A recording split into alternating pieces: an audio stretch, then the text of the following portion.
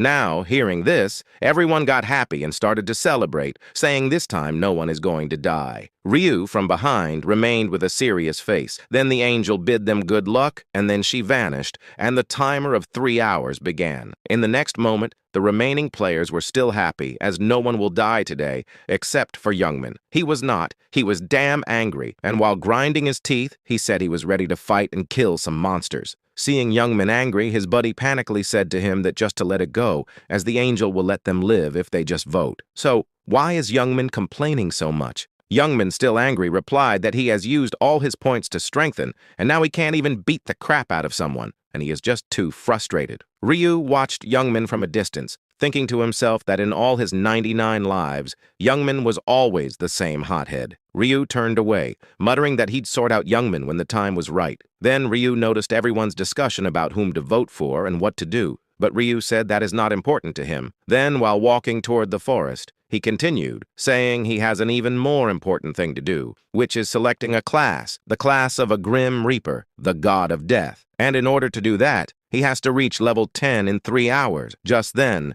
a goblin sporting a red hoodie appeared. Ryu's grip on his dagger tightened. He taunted the goblin, daring it to come closer. The goblin charged, and Ryu, with an emotionless face, cut through its neck as easily as a hot knife through butter. Then the system notified that he gained experience points with 15 gold, and all his stats increased by 1% because of the ruin of slaughter. Now, standing beside the fallen goblin, Ryu knew what he had to do. He had 3 hours to reach level 10 and choose his class. That was the only way his plan would work out. As another gang of goblins neared, Ryu readied his dagger. He couldn't help but smile, seeing the goblins approach like a kid waiting for a slice of delicious cake. And the next moment, Ryu started the one-sided slaughter of the goblin. Then, after an hour of bullying the goblin, Ryu wiped the blood off his face and checked the time. 1 hour down, he muttered to himself and flicked open his status window. He was surprised to see he had hit level 9 and racked up 8 stat points already, way quicker than he'd expected. Without a second thought, he chucked all his points into agility, given his base stats were pretty much rubbish,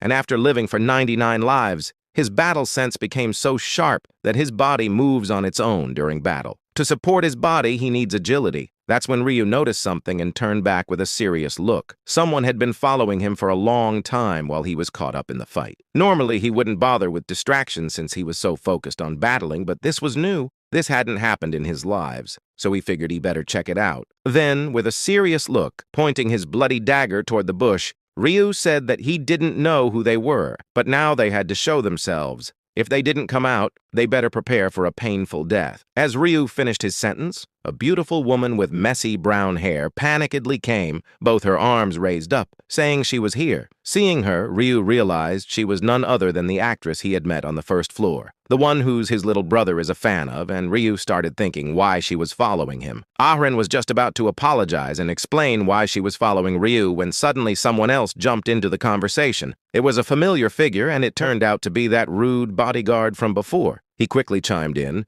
apologizing and making it clear they hadn't been tailing Ryu for any bad reasons. He just wanted Ryu to take it easy. Ryu caught a glimpse of the bodyguard's nickname, Sang Cheol, and his reaction was immediate. His eyes went wide as he recognized the name. Sang Cheol was the trusted right-hand man of Gyunrock, the eldest son of Korea's largest corporation, who was also known by the fearsome nickname Heavenly Demon. He is one of the people Ryu wants to recruit into his team, along with a priest who was rumored to have the power to bring the dead back to life. Ryu hadn't expected to bump into Gyunrock's right-hand man so soon, and it made him wonder why such a guy would be protecting